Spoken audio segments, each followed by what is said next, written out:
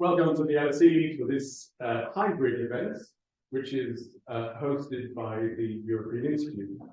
My name is Featherstone, and I'm a professor in the European Institute. I'm delighted to welcome our speaker, Pierre Moscovici, for today's event. Many today, of course, speak about the multiple challenges that Europe is facing. Indeed, some talk about a political crisis. Geopolitically, we think of the implications of the war in Ukraine, and now of the events in Israel and Palestine. Economically, Europe has just come through a debt crisis and a COVID crisis. In both economics and politics, Europe faces the weight of the United States and China. And the world faces wider challenges with climate change, energy security, the impact of new technologies, and many more subjects. In some areas, of course, the European Union is already a giant, but with further potential. In others, the challenge is for Europe to do more, to build up its capacity to act. If the European Union is to welcome new members, must it also change its institutions and governance procedures, governance rules, for example. So today, a new debate has arisen, but often facing all questions. What future should Europe see? Think tanks, working parties, universities are re-engaged on these issues as we cope with an uncertain situation. And today, we have the opportunity to hear the thoughts of a leading European figure. Pierre Moscovici, as many of you will know, is a former Minister of European Affairs in France, a former Finance Minister, and a former European Commissioner for Economic and Financial Affairs. Today, he is the first President of the Court of Auditors. He is also a recognized public intellectual. He is an affiliated professor at Cour. He is a visiting professor at Columbia University in New York, and he's written a number of books on social democracy, on economics, and Europe. So we look forward to hearing from him. Let me just indicate how we're going to manage the event here. I'm going to invite Pierre Moscovici to speak to us, and then I will ask him some questions following what he has said, and then we will make time for you, the audience, to pose your questions. We have to finish by approximately 4 p.m. I know some of you are watching online. If you are watching online, you can pose questions using the Q&A feature at the bottom of your screens, and we'll do our best to incorporate those in the discussion later. Before we proceed, can I ask you to put your mobile phones to silence? Can I also say that the event is being recorded, and we hope to make it available as a podcast. Many people download podcasts from the LSE website, so I'm sure there will be a lot of interest. So, without further ado, can I ask you to join me in giving a very warm LSE welcome to our speaker, Pierre Moscovici.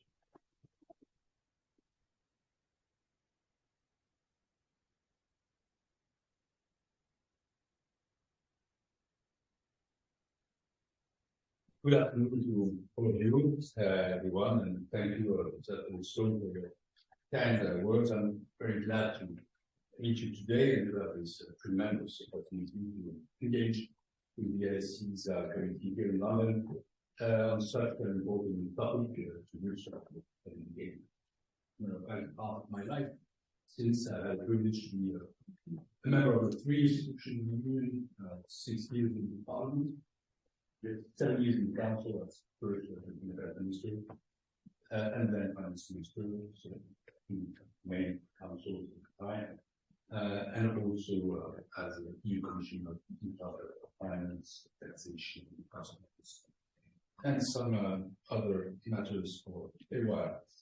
The future of the integration is really at the forefront current public and political debate amongst European decision makers, more amongst European citizens, especially in light of the coming 2024 election for the European Parliament.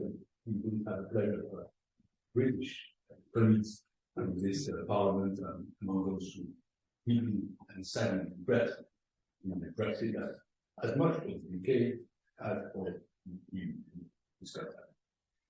Considering the disruptive economic and geopolitical challenges of which well later, we are facing since 2020 and the pandemic, the COVID crisis, new lines and reshaping the political and institutional landscape and governance. So, how can we make sure that the EU remains, as you said, a global and influential player in the world that is at the same time more complex, more diverse, and more dangerous? How do we adapt the EU governments to reassure our capacity to answer these highly demanding crises, which are interconnected as well, economic, geopolitical, and obviously environmental. And I would say climate crisis. This is one of the sources of worry for the future to come. I will try to do my best to be as clear as possible, so we can exchange views and enlighten you, Professor, also with those who are here, with your students, and whom I would like to once again thank for being here today. I'm not going to introduce myself anymore. Maybe just to tell you what I'm doing today, because I'm not retired. I'm currently holding the office of first president, let's say president, that's an old president. It's a dream. Yes, President James, chair for them. First president within the Cour des comptes. We say the Cour des comptes in France is the equivalent of the British National Audit Office, plus the Office for Budget Responsibility, plus other things, because the difference, I would say, it's more political body. It's constitution, independent court. The role of the court is to judge sometimes, audit mostly, public finances and policy. So we audit as well national state policies, but also local authority, also and also the institution. So we have also an influential role as external auditor of the Council of Europe, WTO, and the UN currently. And we are part of this board. I'm part of the board since it's a personal position with the huge job really, alongside China and Chile, probably tomorrow president. And this mandates in audit boards worldwide to count for the Cour des comptes, whilst also promoting multilateralism by reassuring states that their funds are used properly. That's what I do today, but I'm still, of course, interested in European affairs, as well by my experience, but also by teaching activities, which I'm very attached. One of the things that I'm proud of, saying that in the process, but the whole being as a new commissioner and the negotiator during the crisis to organize, to get the program. And as a matter of fact, we did, I couldn't say we did well. So it was very painful, but we did. As we move on to my presentation, we'll start by giving a brief understanding of the multiple crises Europe is facing and will continue to face in the foreseeable future. I will then discuss the few paradigm shifts introduced by this crisis to finally develop how, in my view, the future of European integration should be processed.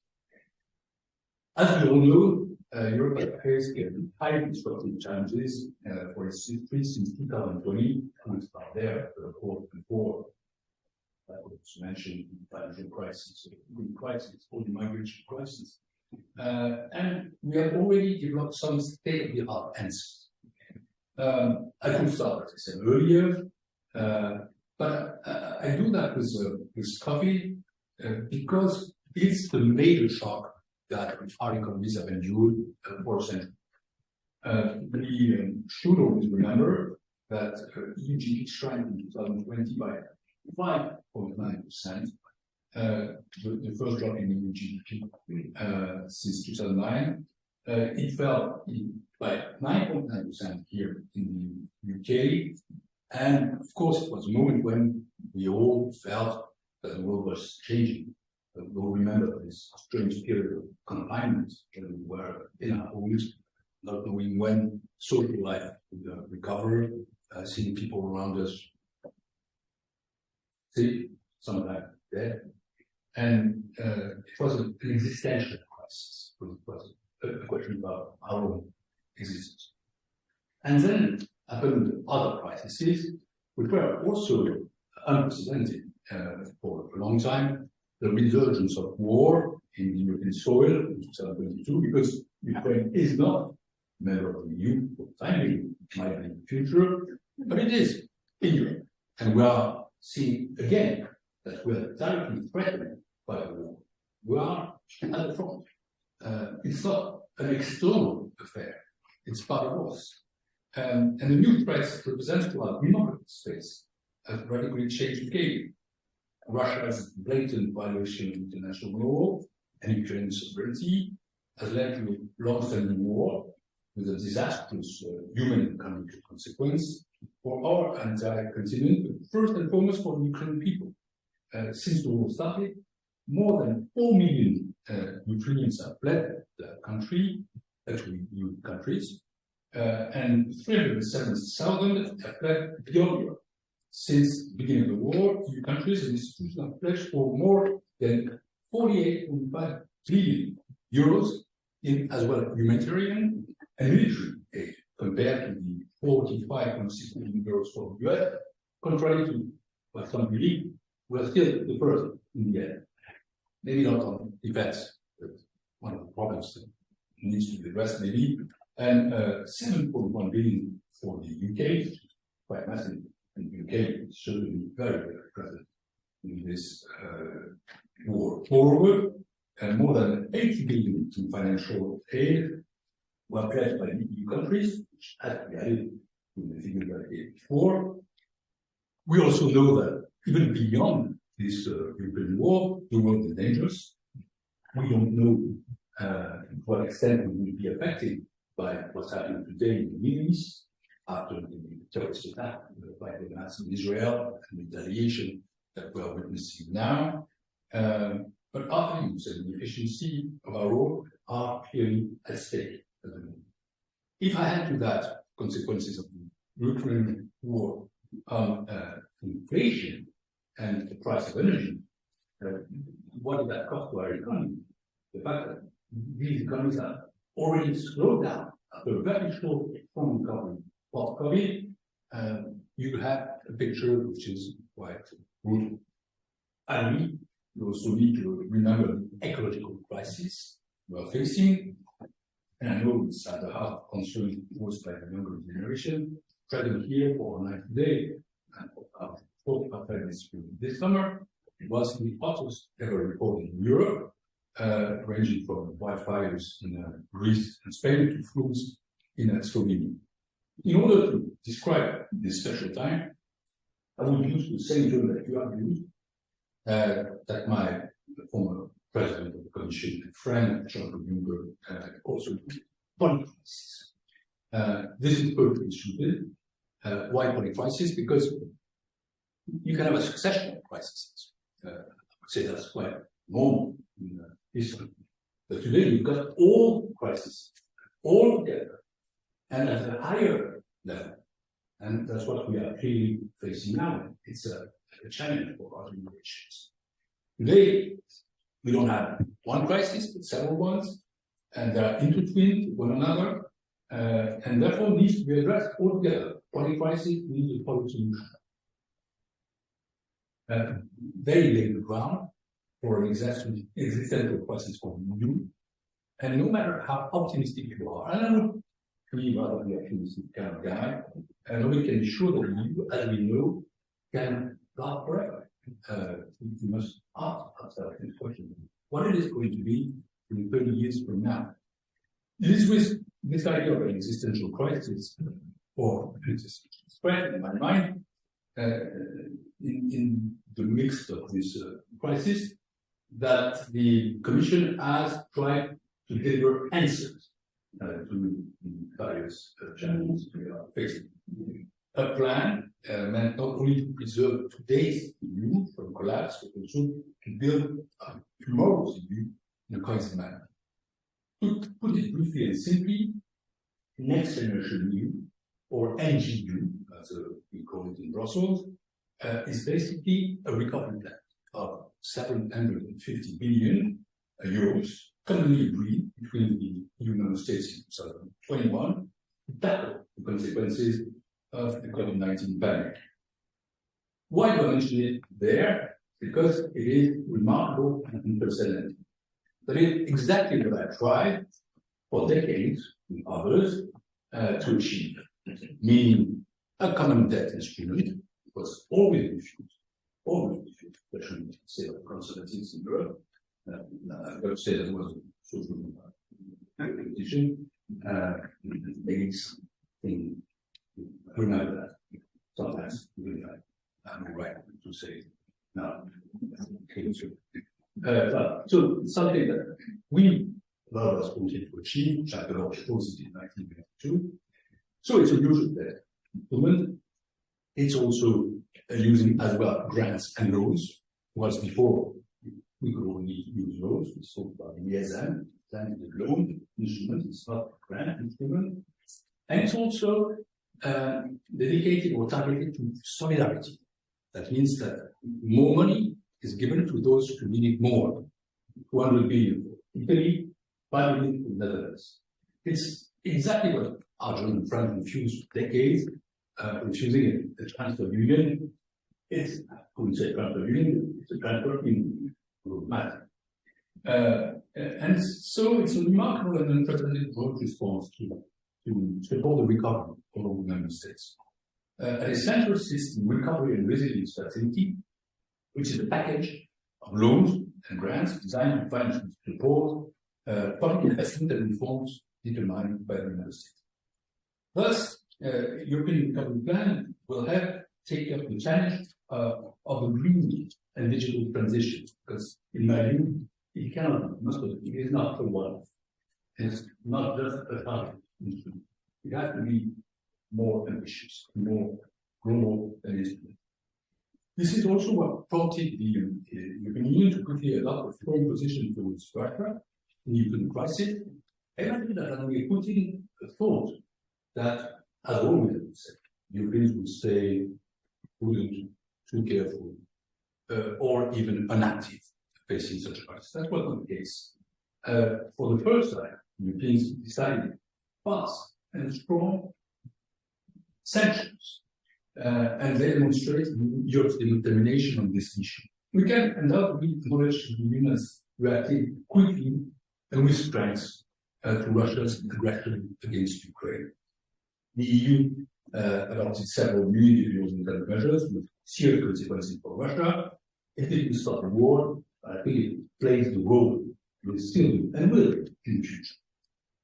Thus, there are strong arguments as to why a higher level of cooperation and integration and more discretionary power at the level would be more effective in responding to the challenges facing Europe. If I look at European public opinion, I can see today that, of course, there are still a lot of people opposing Europe, but that even those who oppose Europe recognize that the scale of the problem requires a European solution. They prefer what kind of European solution that's democracy debate.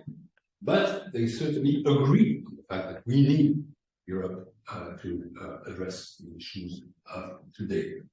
And that makes me, I would say, well, optimistic, rather confident, because in the past, with a traditional instrument, we couldn't address such challenges. We did. Europe is slow. Europe is divided. Europe is fragile. But, well, it's still moving. Is it moving fast enough? That's the question that one might ask. Nevertheless, this groundbreaking answers New challenges are still unanswered, and they will be at the center of public debate in 2024, the future, near future. Before the outbreak of the global pandemic and the Ukraine war, there were already strong arguments suggesting that the EU was living a very strong crisis. Brexit, of course, early or late year, constituted the most evident example to demonstrate the fragile nature of the union. That demonstrates that we are not united forever, that this can be dismantled. And this is a lesson on which we must all reflect, not only for the past, but for the future. Until then, the EU has always been built by addition. We started with 6 members, the founders, then we passed to 9, that's 10 to 12, with the session, UK session, then 15, then 24, with big enlargement for Central and Eastern Europe countries, then 27, 28 finally, but now we're only 27. And that's not an addition, but clearly a subtraction. And not from any member. The UK was a special member, not because it was different, it was, but because it was one of the biggest economies, a member of the G7, G20, member of the permanent member of the Security Council, the UN, like France, also a nuclear power. And we've lost a lot. I think the UK has lost more, but we've lost a lot with them. And this is also an element of something that is threat that is clearly rising. It's the rise of populism in Europe. I'm convinced that Brexit was not so much an anti-European vote than a populist vote. But I'm stopping there because foreign country, I don't have to say anything on the politics of this country. We should, however, not ignore the fact that important policy areas are already led by different countries in different ways. There are different groups that exist in the EU. Is a union, but it's not a bloc. It is diverse. It is differentiated. Must it be more differentiated? That's also a question. The most important group, obviously, is the Eurozone. 19 countries that account for 85% of the GDP of the country. EU have formed currency with a single currency. I've been sitting in the Euro for 7 years. I can tell you that's where is the leading engine of the EU, really. And if at one moment some reflect about whole Europe, let's not look anymore. That's true. But there is also Schengen, 26 European countries, with 22 other member states, which regulate together their borders. And we can see today that the border issue is a very important one. One is indeed, of course, for human beings. This proves that there can be what we call in Europe reinforced cooperations mechanisms. If we believe that acting at 27 is complicated, and it is, if we respect about the future, we will be more than 27, because the EU continues to attract. There are a lot of candidates today, whether they come from former Yugoslavia, but also Ukraine, Georgia, Moldova, Turkey, the candidate. But for tomorrow, certainly, maybe never. But it's a country with which the EU has very strong links and must keep them, if not develop them. So at one moment you can imagine that there will be 35 members around that. It will be different than today.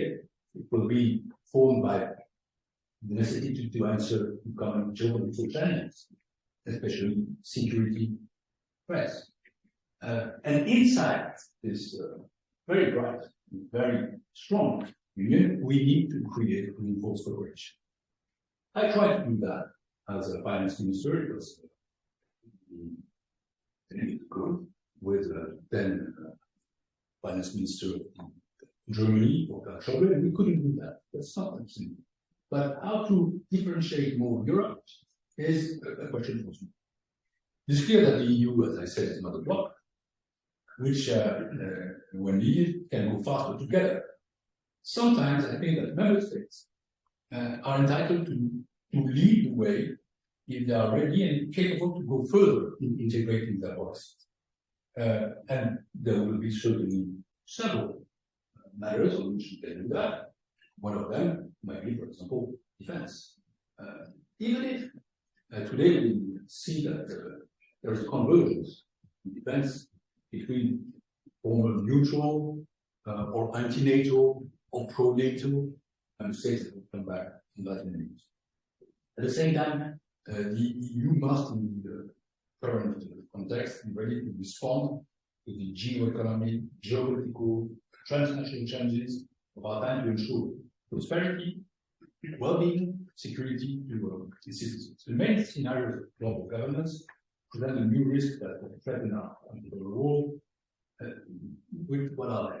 The possibility of a split between an American-led world order and a Chinese-led one, or also the affirmation of what is now coined as global south. I'm not sure if it is a concept that is totally pertinent, but we can see that, let's say, the traditional way of seeing the world, led by the Americans and the Europeans, is not a majority, can sometimes be rejected, that the sensitivity is not the same everywhere, because we're very conscious of that. If we think that we are not in the world anymore, we're wrong. We will have some backlash. The United States remain the world's greatest power, but this power is shifting partly to China, but China is an authoritarian political system, deeply integrated into international flows. It's poised to become the world's largest economy. There are also other challenges for the BRICS, global south, etc. In this new geopolitical context, the European Union must acquire greater strategic autonomy. I know that's a fashion word, especially in Brussels circles, already certainly the French view, I would say. It must be understood not as an alternative to multilateralism, but as a complement or a contribution, while strengthening its resilience, its ability to counter enforcing practices, its capacity to provide security. You should speak in its own language of power. I use this expression voluntarily. It's what Joseph Borrell, in the Eye of Security, said. We must learn the language of power. We must be a power, a different power, inspired by soft power, certainly, by our values. But if we are divided, if we don't learn the language of power, then we will just be targets, or several targets, or predators coming from the rest of the world. And we must actually organize ourselves in that perspective. Strengthening this strategic economy will require investment. That's another key word in specific areas. We mentioned a few of them. First, climate change, developing mechanisms to advance and use climate goals and to develop a level playing field in the market, avoiding trade disruption. The European Commission has moved forward with its net zero industrial act, which is our answer to the American IRA, aimed at powering EU's industrial capacity and effectiveness to respond to ecological transition needs. One needs to be considerate but attentive to what becomes the European Green Deal in the next European Parliament, since I see a risk of backlash as well in the society, also in the political spectrum. There is a very short majority in the European Parliament today to support the Green Deal. There might be a small majority to oppose it in the next European Parliament. It will require some agility to deal with that. The second matter of investment is trade and global economic governance. We, the Europeans, it's not known, but we are the more open countries in the world. And the Commission is certainly the more free trader institution all over the world.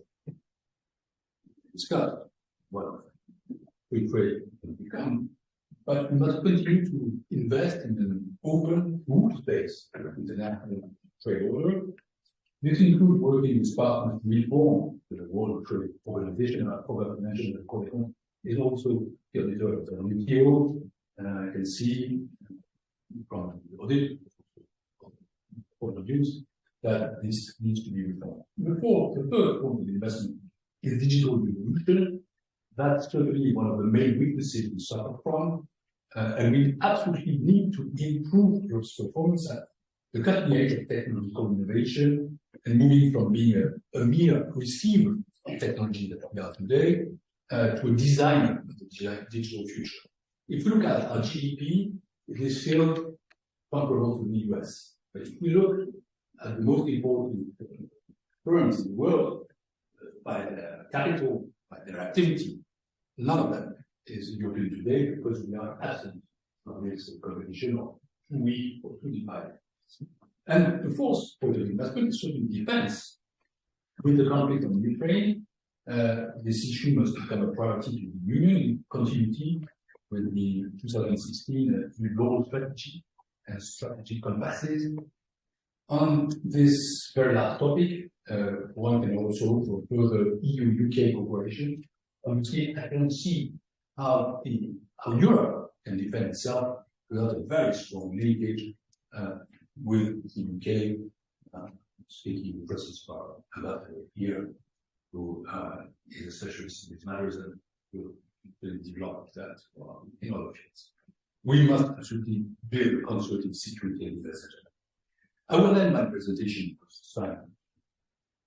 discuss by giving ideas on how to build a more political European Union, and we'll go very, very fast. The first matter is enlargement. I believe in enlargement. But the question is how we get there is very important. You know that there are several ways. The first one is integration. And that's what I could do. We must integrate. The door is open. The second is that we must also organize circles. One of them is the European Political Committee.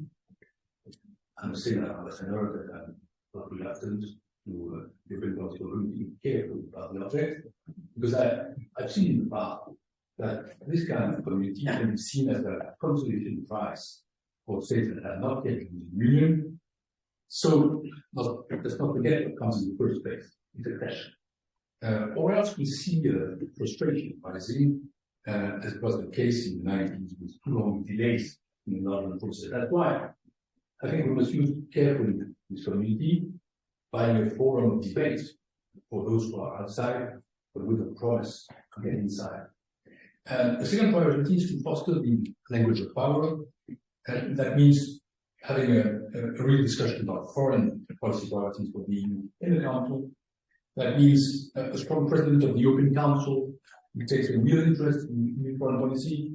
And we can see that we still don't have quite the answer about who has the phone number of the EU, or there are still a few people. When von der Leyen, Ursula von der Leyen, and we shall go to Washington, they have several separate meetings. It's a progress, because in the past they didn't have a meeting at all. Now there are 2 meetings. It would be good at one moment to know who is really responsible for foreign policy. Is it the President of the Commission, the High Representative, or the President of the Council? Obviously, they won't agree. And everybody sees they won't agree. That's a major problem. We certainly need to have a review of the role, the added value of the European external diplomatic service, EES, which is not yet, I think, at the level it should get in the future. We must stay closer to the UK on security and defense agenda. And finally, there is a question of our relationship with NATO. Ukraine war has made it simpler than it used to be. For a long time, we say that in 3 groups of countries in the EU, somewhere unusual, considering that defense was not a matter for them. Obviously, it's not the case anymore. For a lot of them, let's take an example of Finland and Sweden, who applied to join NATO because they felt now the reality of the threat towards their own border. There was a second group, especially by France, which was more reluctant to NATO, General de Gaulle decided to get out and United Command of NATO a long time ago, in the 60s. The French, well, NATO fully, but advocating for a more independent approach. And the third group was a very pro-NATO. And the States, UK was a member of the EU, with the idea of its privileged relationship with the US. I don't know if it's fantasy or reality, but okay, let's say it's reality, because that is sometimes reality, part of reality. But, well, things are getting now more united since everybody sees that as well we need to have a European defense or European effort in defense, and a close which is made. The President of the Republic in France now speaks about a pillar, NATO, a European pillar of NATO. We must also be careful what can happen in the US, because I remember a president not so long ago who said that the Europeans were the enemy, and that NATO was the best, and two people were genius. And I see him maybe as a candidate for being president again, so we need also to be sure that we can count on ourselves, and not only on the American umbrella. Finally, my last point, and last message would be that if we must learn the language of power, that will be the message, even if it's a different power, there is no power without politics. And so we need to reinforce political union. We are political bodies. Let's not imagine, for example, that the Commission, contrary to what is said too often in this country, is a body of bureaucrats. Wrong. It's a political body with political appointment. When I was a commissioner, appointed by the president of my country, I was a member of the political party, at all members of the commission. 8 of them were prime minister, former prime minister, 20 of us were ministers, at the time, important position in their country. But it's not only the commission, parliament, it's people, councils, people. And we must build something, I wouldn't say that looks like a state, but that has political background and political clarity. And I think that's still facing us. We missed that with the EU Constitutional Treaty in 2005. One of those who tried to elaborate the treaty, and we read, no, in the country France, that, well, we need to go further. I'm not advocating for a new constitution. I think that new institution or a political step are necessary to organize this Europe stronger and more diverse. To close my intervention, I will share with you Maxime attributed to one of the most famous British prime ministers, Winston Churchill, of course, and I'm particularly fond of, as all of those who reflect about Europe, never waste a good crisis. This crisis must allow us to work collectively for the emergence, consolidation of the political Europe that is united, strong in its economic assets, at the forefront of ecology, and so now we have to grow. But yeah.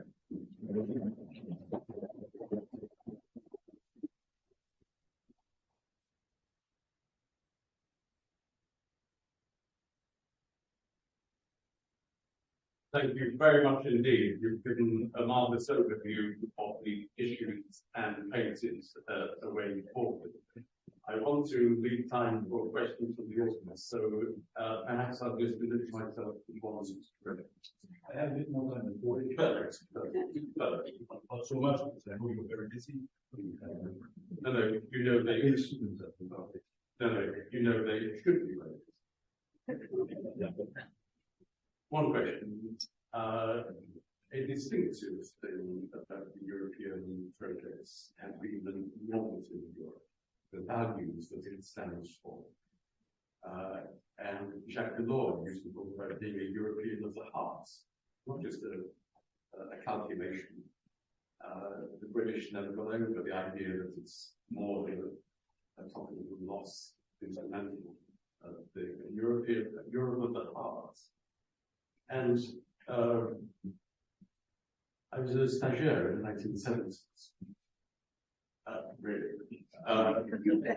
And if you think in terms of the course of integration, I think about the challenges today in Europe. You outlined a very good perspective of the political union. Europe doing more, etc. But the values that Europe stands for seem to be contested far more today than 10 years ago, 30 years ago, 50 years ago.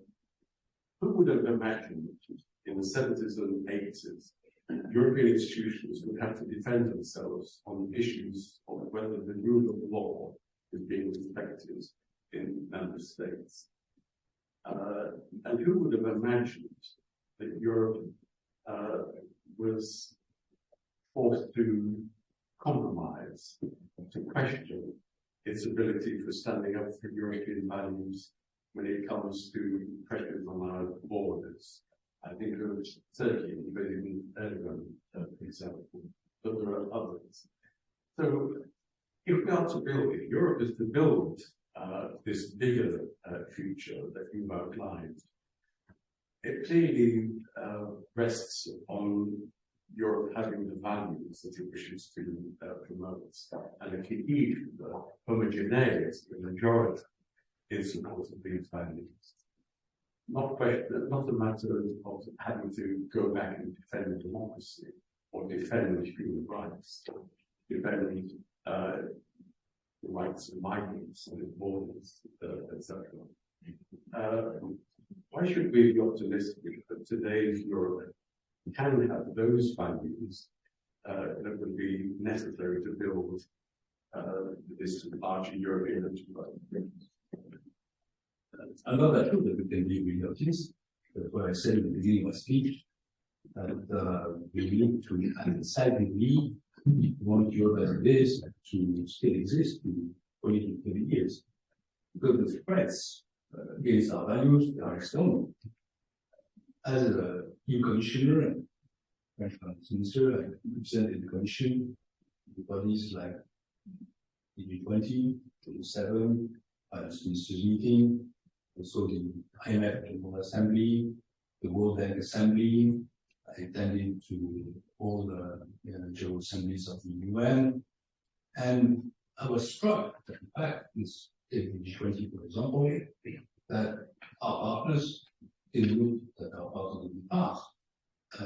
There was President Putin, there was President Xi Jinping, there was Prime Minister Modi, the Prince Heir of Saudi Arabia, Erdogan himself, and some of the nice guys together. Now, authoritarianism, authoritarian regime, illegal democracies, they tend to become a majority across the globe. And there is an attraction for this authoritarian way to exert power all over the world. But this threat is also present inside. You mentioned the rule of law. I remember when I was European Affairs Minister in 2000, it was the first time that a far-right party gained power. It was on street with a guy named Johan Heider, who nobody has forgotten about, but he was clearly the heir of the Nazi party, nostalgic Third Reich. The then Foreign Affairs Minister, Schuster, a good guy, a friend of mine, had enough to be the junior partner in the coalition government. He decided, last the election again, that he would ally with the far right. And then we decided in the European Council to establish sanctions, meaning Article 7 of the EU. And we isolated Austria for a while from the functioning of the EU. Didn't work at all. But today, how many governments have far-right parties inside the coalitions? Of course, it's the case with Italy. It's the case with Hungary. It's the case, was the case with Poland. Finland. The former socialist Prime Minister Fico is now again Prime Minister with the far-right party coalition. So, this has changed. It was not a century ago, 20 years ago. In my own country, Le Pen now is leading the most important part that we can see that. And for the democratic values, this is a fight. It's not a given. And that's why, of course, course, we must first stick to the values that are enshrined in our own text. There is a declaration of rights. There is also the preamble of the Articles Constitution. We have rules, the rule of law, that we need to be sure that they are respected. We need to fight independence. And that's why, even if it did not succeed, the fight that the Commission led against Hungary and Poland was not unsuccessful. Finally, I think it helped to win elections because they recalled that they needed to stick to the rules to respect the independence and the independence of the media. And I think that one instrument that has been used there is financial. It's the rule of law versus money. If you don't respect the law, you must be deprived of money. This is absolutely crucial. And it's also something that must be reminded to those who want to join, that they need to respect the rule of law. I'm not a pessimistic. What has happened in Poland proves that this is something that can be reversed. Also in democracy, you can lose an election. You might have a ruling power right government then defeated. But you must have an institution to but the core is that Europe is resilient. And what makes me optimistic is when I look at Europe, sometimes I feel dissuaded and compare Europe to others, I feel consolidated. We are a continent of very important social model, environment model, education model, and still performance at a high level. We're really proud of that. And that's why I can see that even when people are suffering, they don't choose to get out of the war, except one. You are a great specialist of Greece, was negotiated for the Greek program for 7 years. And I remember that when LSE Cyprus decided to make a U-turn on his own referendum, because he knew that the Greek people didn't value the euro. Indeed. Let me open up to questions, and if you're happy, we'll take a few minutes of time, if that's okay. Can I just check the colleagues with microphones here? Can we take the very, very front here on to my right? Yeah. If you could just say who you are and a very brief question, there's no speeches. Yeah, my name is Luca, and I have a question related to the fiscal union, because now we have created a model that is going to essentially now the European Union needs to pay that back.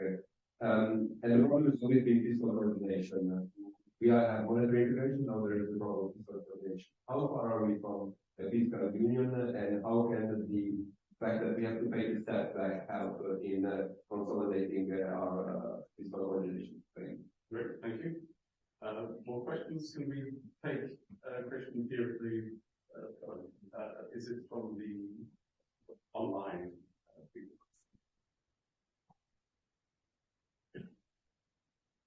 This is a question from Lorenzo Vincetti from the European Commission and former European Institute student.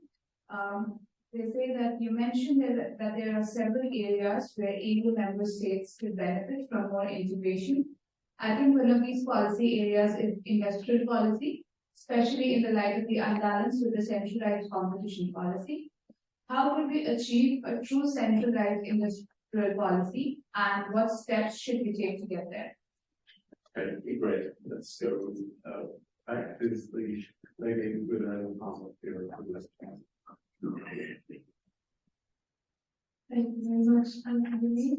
You mentioned that Europe is slowly fragmented, and you also mentioned that Brexit was to extend a populist vote.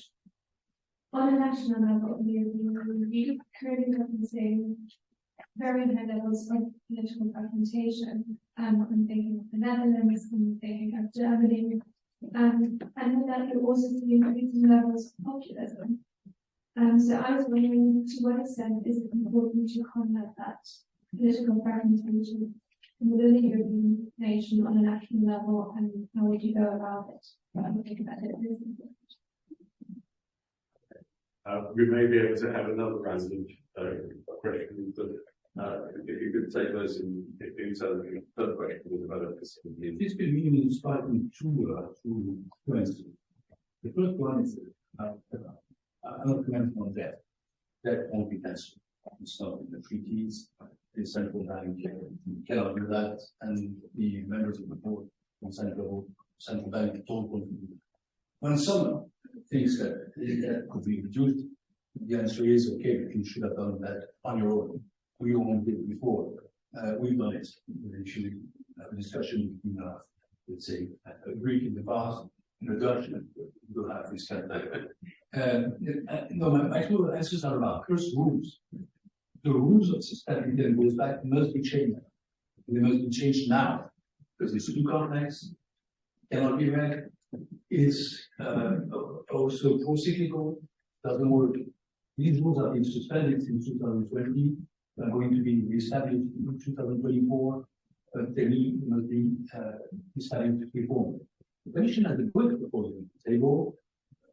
Say, basically, a national profile of debt adapted to the situation of these countries versus reforms. This could be the basis of consensus. And I hope this will be decided in a few days from now in the Eurogroup coffee. If not, it's too late. It can even be in December. It's too late. Then we will come back to the previous rules. And that will be very blunt for those who are in excessive deficits. Because they could suffer from this procedure fast. The Commission will examine the finances on the basis of the rules existing, whether they are reformed or not. So the time pressure is really reasonably used. Yes, if you do that in 25, then you will have to under the existing rules, and the existing rules are attached to them. Let's say the more full rules, the more rules. So it's important for those who are not able of rules to also have a compromise. The second answer is about budget. I mentioned NGU. The question about new exchange review is whether to know it is a one-off, a one-shot, or it becomes a new normal. We cannot stick to a budget that is reduced to some 100%. If we want to be capable of delivering investments and to address the challenges of tomorrow, we need a higher budget.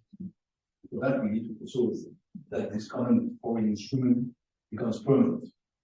And this will be in the discussion of the next generation budgets, which start in 2027, and certainly in the framework of the project of the next Commission. On industrial policy, I'm French, and if I would say industrial policy becomes a field of integration, I would be criticized by a few of you, not few of the members of the governments, the countries you come from. That's why I didn't mention industrial policy. I talked about strategy. The other way to deal with that is investment. And it's linked also to what I said about budget. We need to invest and what constitutes the backbone, the basis of industry. And the challenges we need to address, we need them, they are ecology and also digital. These two transitions, industrial process. I think of that industrial policy. And for that, we need to have the proper finance. And that is the budget, but also capital market union that we have not ended or achieved.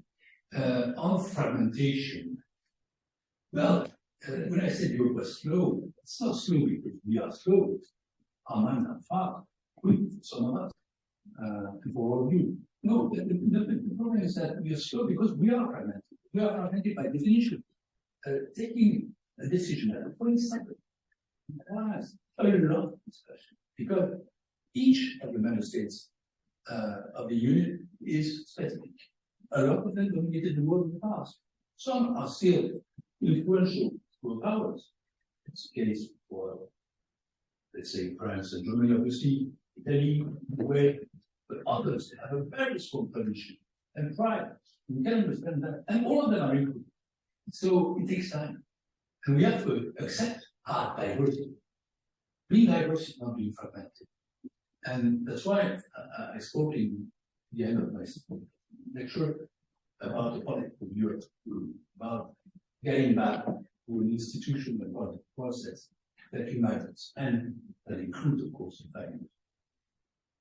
You say, but I will give you, let's say, two examples to be concrete. The first one is that we need to end with majorities, with a unanimous decision in the field of foreign policy and also in the field of taxation. I mean, new commission for taxation. That's the next. We want to create an environmental taxation. We need to get rid of qualified majorities. And the second is that we need also to be capable of leading the councils. There is one council that doesn't have leaders. I think that we should have in the future a vice president commission who is at the same time the chair of the Eurogroup, as it is the case for the finance industry. And the rest is not politics. I'm not in politics anymore, but I think it's important that councils come in politics with European values and language. We can take one last question. Questions. But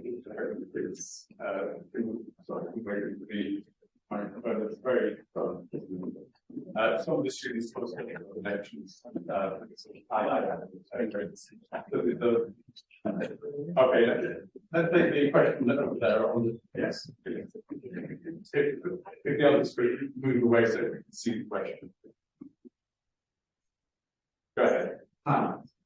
The conflict in the Middle East seems to have been a shadow of what's going on in Ukraine. Two conflicts are definitely minutes used for close speech, especially as European leaders are having trouble aligning their positions and stuff. Are these two words going to overrule Europe's leaders' agenda and meeting? Thank you. So can you repeat the last time? Are two words in Ukraine, no one with Israel and Hamas going to overload Can Europe cope? Europe's leader And Europe cope with two wars at the same time? Thank you. And the gentleman here. Thank you. My name is Miham, and I have a question about the political clarity you talked about. So how do you see the chance to create this political clarity, for example, in foreign relations, given the tension between various new institutions and their leaders, and the fact that the change of the treaties is highly unlikely in the next 10 years?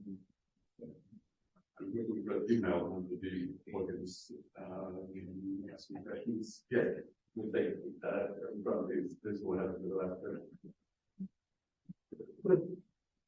You mentioned about the way foreign policy is conducted throughout the European Union is that's confusing, maybe not very unanimous.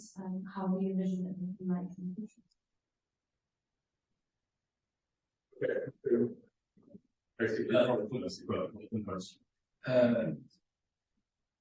To respond to the question to know whether the EU can cope with two wars at the same time, I would say first of all that the EU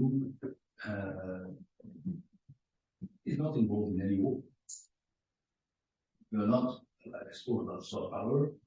The EU was built for peace. The EU is a peaceful institution, a peaceful group of member states. But, as you know, if you want to avoid the war, you need to prevent it. And when there is war, frontiers or borders, you cannot stay indifferent. That's why we're not concerned, but involved in Ukraine. Let's say, the war, we're not getting more in Ukraine. No. There are no EU troops in Ukraine. There won't be EU troops in Ukraine. And, of course, even more so in the Middle East. But we must be actors of peace.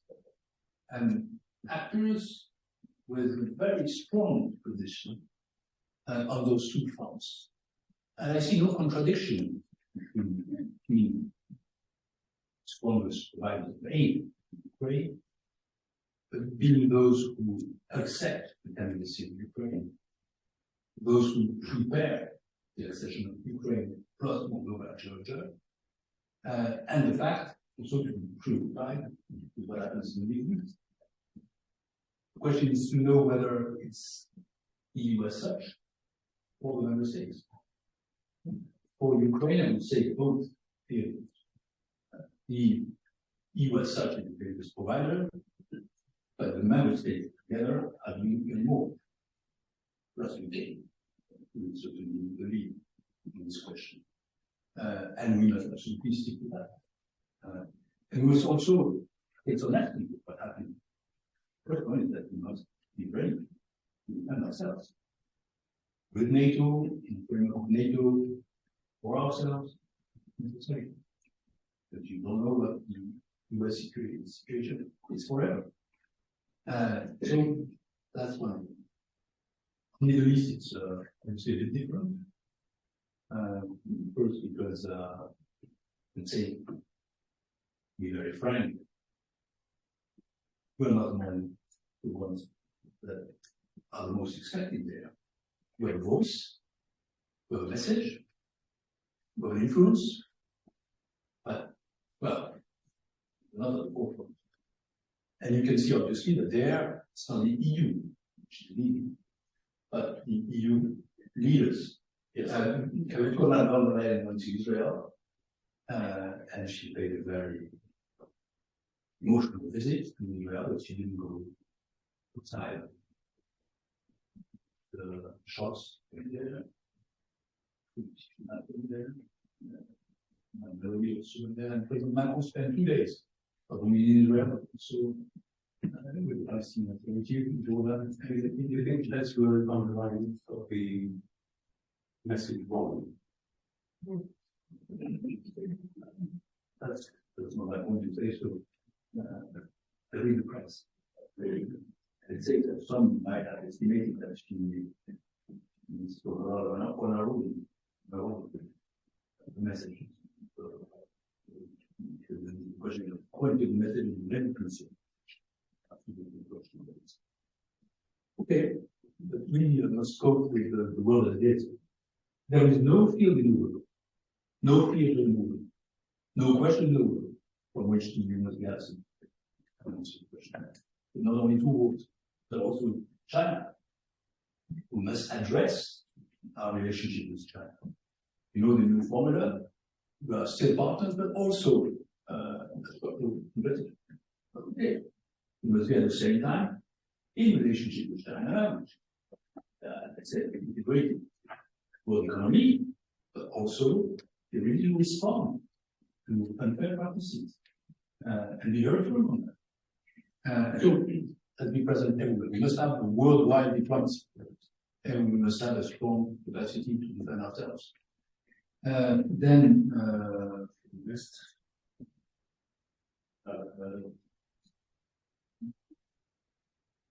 So your question is on foreign policy and Political clarity, for example, in foreign policy. So I think that leader, and basically, if you just answer the question, for clarity, that's another point. Understand it well. That's the question raised by your own remark that also on the line.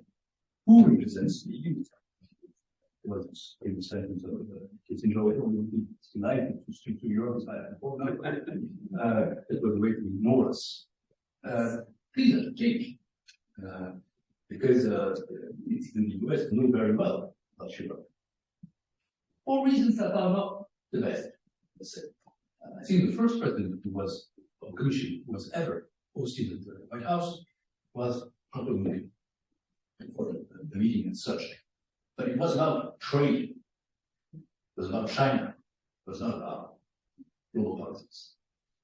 Things are changing because obviously they know the importance of not only the member states, especially those who are member G7, France, Germany, the UK, but also the EU as such.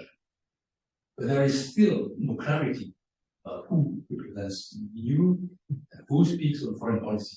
And I imagine for those who are involved in this affairs more directly than I am today, it might be a source of, worry, irritation. Because the competition between Madame von der Leyen and Mr. Michel is obvious from both sides. The teams don't think like each other, the person don't think like each other, so it's a permanent competition. And the third person is the identity for foreign policy, Joseph Borrell doesn't have the same standing level. This certainly should be clarified. Jean-Claude Juncker, the proposal for that has to merge the functions of President of the Commission, President of the Council. Not that sure that it's what I'm saying. The clear definition of who does what is important. And it's very difficult to do because the legitimacy both exist. I've been a member of three institutions, Parliament, Council, and Commission. I must say, the job I'm not the best was Commission. I've been sending the minister approval.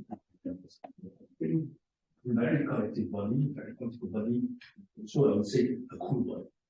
You are looking, no, I mean, we're not competing with the neighbor. We don't want to kill him, we don't want to take his place, and we don't want to become president of the prime minister. We're there, doing our job, creating consensus on important matters in a very constructive way. Of course, we are aware of issues. Belonging to several parties, but we could create consensus, not taking into account political lines. Some of my, I was a Supreme Audit, some of my best friends, like Commission, were conservatives from the South, because we have some common interests, also common views, and free to accounting more on the, let's say, the complete, of course, Commissioner was conservative in Spain, in Belgium, the Portuguese, and on the Dutch, for example, who's a good friend of mine. But also quite different views. So, and I think that it's a mistake when member states criticize the Commission. It's something that also here in Britain, the Commission is never properly understood. I think it's an institution of the future.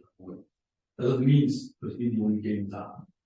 The new chair of the council is different. I think it's a very ugly institution as such. Because you are a permanent chair of a council, you are a former member of a council, but of course, the other members of the council consider that they can also lead by their way. So there needs to be put. But I'm getting over my head. That's the rest. Okay. I think we have run out of time, but let me say a very warm thank you for the clarity. Also, I think the very attractive agenda that you outlined as well. Thank you, Pierre.